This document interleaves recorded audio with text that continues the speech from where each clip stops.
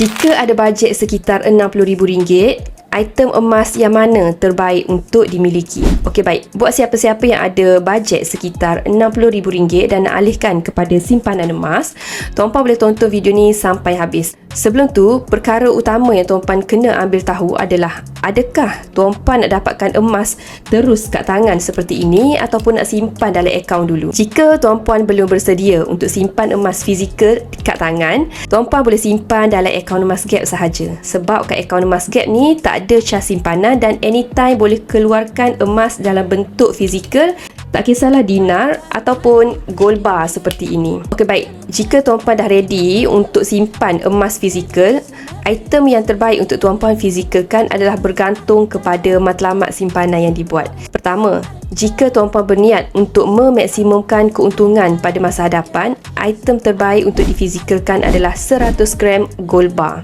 kerana harga per gramnya yang lebih murah dan spreadnya yang nipis. Maksudnya, tuan-puan dapat beli dengan harga yang lebih rendah dari pasaran dan jual dengan harga yang lebih tinggi di pasaran.